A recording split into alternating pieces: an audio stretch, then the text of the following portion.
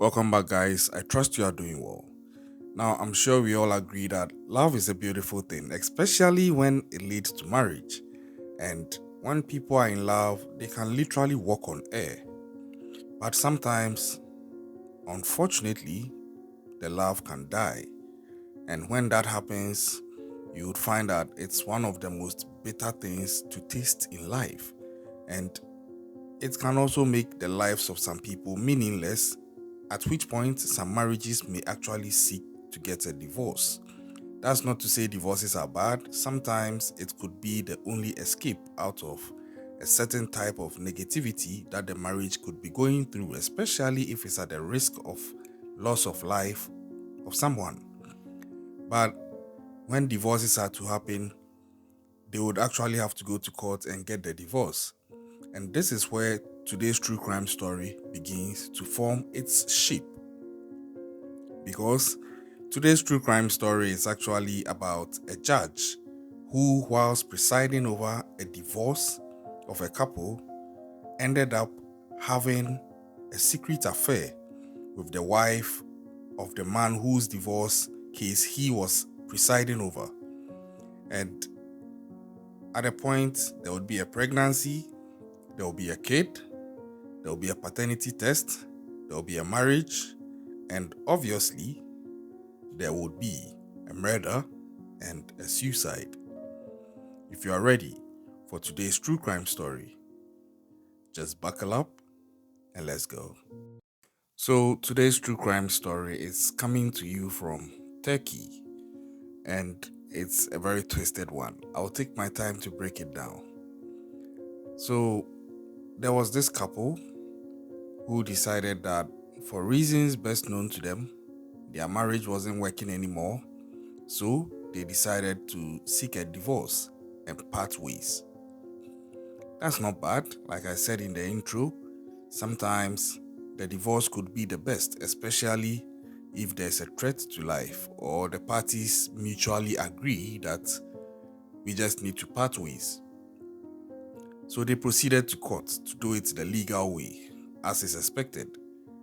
Now, in the course of the divorce proceedings, as they were going in and out of court, something else started developing. It turns out that the judge, by name Necmi Arslan, 54 years old, was beginning to develop an eye for the wife of the man whose divorce proceeding he was presiding over. I'll break it down. So, a man and his wife has come to the court to seek a divorce, and the judge presiding over the divorce is developing feelings for the woman who is divorcing her husband, or whose husband is getting a divorce together with her. First of all, I think that there is a question mark as to whether this is even ethical on the part of the judge, especially for the woman. Well, she is not bound by the ethics of the court, I think. But for the judge, I think that there's a strict ethical code of conduct that he is expected to subscribe to. And I don't know how that applies with regards to him getting in bed with a woman whose divorce he's presiding over, especially when the divorce has not even been finalized. But this is what was going on. And the woman also developed feelings for this judge. So it became a mutual thing. And they were having, I don't know if I should call it an affair. I think so, because the divorce hadn't ended. So legally, they were still married. So this judge was having this affair with this woman behind the back of the man whose divorce case he was presiding over. And I think this could have even affected his judgment to an extent. I don't have access to the details of how he ruled over this divorce case, but I think that he was compromised. There was a clear conflict of interest in this case, because how can you be still objective over the divorce case when you are actually having an affair with the woman at the center of the divorce case with her husband? I think that he was compromised from that point. But he sat on the case. And this is where sometimes people would say that what goes around comes around. Because if he had any shred of objectivity and if he was able to control whatever drove him to the woman, he would realize that I am actually presiding over her divorce case. If I paid attention, maybe I could learn a thing or two about her from the details of the case I'm presiding over and not just be swayed by what I'm seeing with my eyes. And also, he will take time to observe and appreciate the fact that he was getting himself into a love triangle. And as has been the history for love triangles, most, if not all of them, do not end well. You can go through our playlist of cases. All love triangles in there never went well. And I'm sure you've seen thousands of them on other channels as well.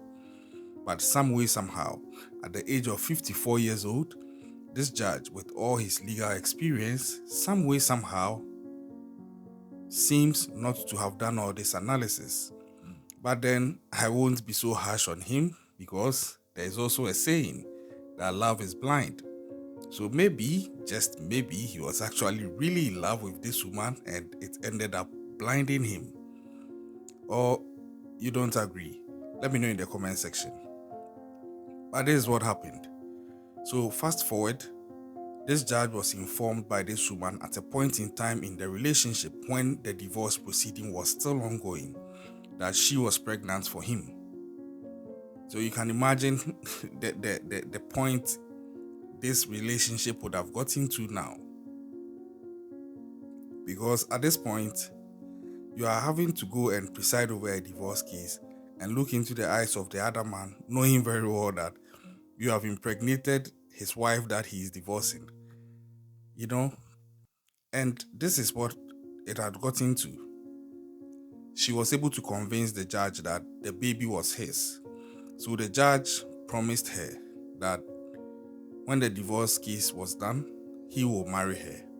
And I think that per the Turkish tradition, it would have been a form of disgrace if he hadn't married her. So I think this was him trying to do right by her, and I respect that. That's good. But then there was a plot to all this. Now the woman's name was just given as Hande or Hande. Now Hande was hiding something from this judge. And I'm not surprised. Not to judge her though, but I'm not surprised. Because usually when marriages get to the point of divorce, mostly none of the parties are innocent. Almost every time each of them have something dubious up their sleeve at that point or had something dubious in the past which culminated to the journey to get to the point where they are now seeking to divorce. So I never thought that Hande would be innocent, neither did I think her husband himself would also be completely innocent. But in this case, because the judge had gotten into bed with Hande, he had now exposed himself to a very high probability that Hande may now end up treating him the same way she may have treated her husband, which could have culminated into the decision for the divorce. Now, this is why it's a love triangle. The analysis gets complicated, so forgive me. But this was where we were, or this is where we were now. So, as he promised, he actually married Hande after the divorce, and they settled. Hande gave birth.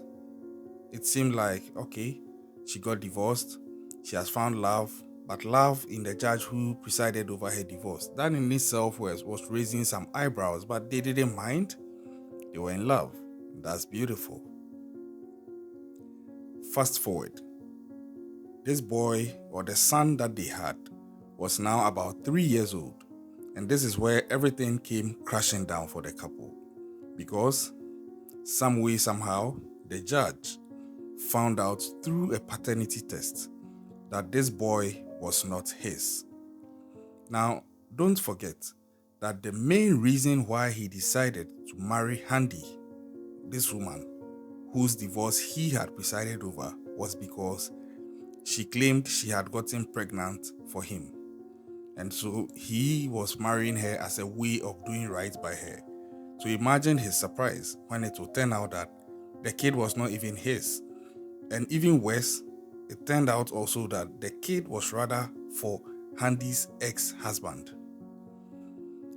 So you see that the whole thing, it's like the case he sat over was now haunting him. Because how can you preside over a divorce, date the woman who is being divorced, and then get her pregnant according to her, marry her because of that pregnancy, and then have the kid with her, staying with you, only to find out 3 years later that the kid was actually never yours, but for the man whose divorce you presided over. Yeah, that's twisted and a bit disgusting, actually. So at this point, he was furious, and the judge, Necmi Arslan, decided to confront Hande, his wife. Now, when he did so, at that point, Hande was at the kitchen, and he confronted her with the results of the paternity that, hey, I just found out this kid is not mine. You tricked me. He actually belongs to your ex-husband, and surprise, surprise, I presided over that divorce, and you actually told me I had gotten you pregnant, and that's how come we are here as a couple. So you lied to me. It's unclear how events would unfold chronologically, but it's reported that at this point, Hande, who had a pot of hot oil on the stove, just took it and splashed it over Necmi Arslan. And definitely, it was going to create a lot of damage, but she didn't stop there. After spilling the bowl of hot oil on him, she reached for a knife and stabbed him severally. It doesn't make sense to me. So you played him, you gave him your ex-husband's pregnancy, and he has caught you. That is a very crazy thing to do. That is a very nasty thing to do. But how do we move from there quickly to a murder? Just because he's confronting you. The details between that timeline are not clear per the reports out there, but I think something else may have happened to trigger her, or she was just a psychopath on different levels, and this was her moving from level 1 to level 2. Level 1 being the deceit and the whole conspiracy to get him to marry her. But this was what she did, and when she realized that she had done this heinous act, the next thing she could do, which of course turns out that she was a very cowardly woman, was to decide to take her own life instead of face what she had done and its consequences. So she jumped out of their apartment tower and then she crashed to the streets, hoping that it would end her life. But I don't know if I should say fortunately or unfortunately, but then she survived. She was taken to the hospital, put on admission, and preparations were being made to charge her, and then as and when she was capable, legal proceedings would have begun. But again, I don't know if I should say fortunately or unfortunately, but she succumbed to her wounds and she passed on. This is the sad end of this couple, and honestly, I am not surprised. I'm not surprised at all, because the way this marriage started was on a foundation of deceit from this woman. It didn't start with the truth, it started on lies.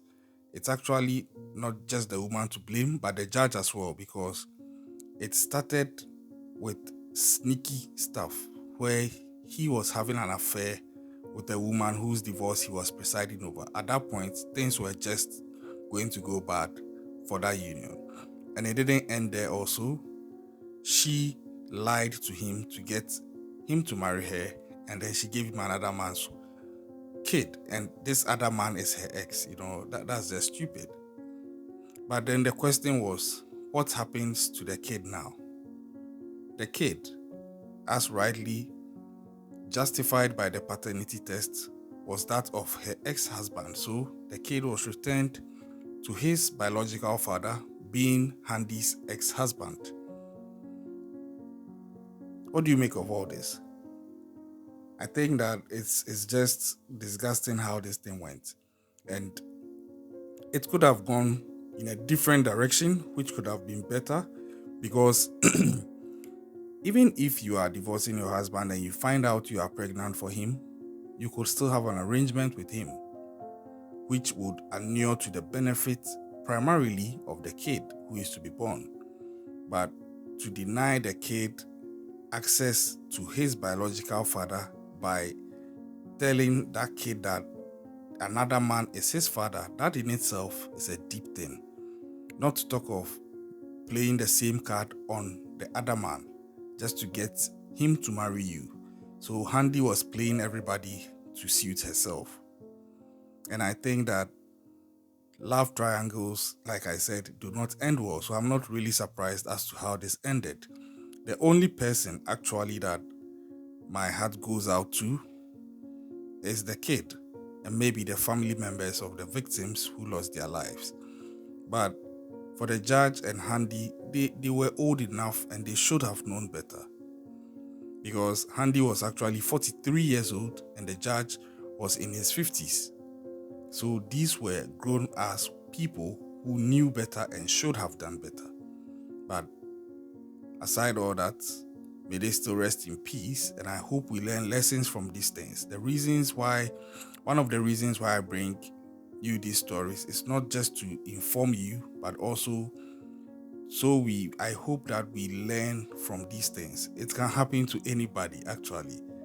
You could be the victim of such a lie and you wouldn't know until later. So don't think that your life is foolproof. But hey, this is what it is. Leave your comments in the comment section. What do you think about Hande, the wife or the woman at the center of all this, the crazy mastermind? And what do you think about what she did to her husband? And what do you have to say to the little boy at the center of all this?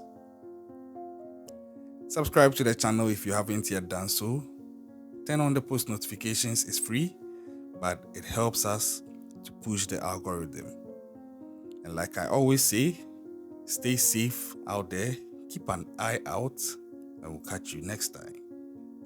We out.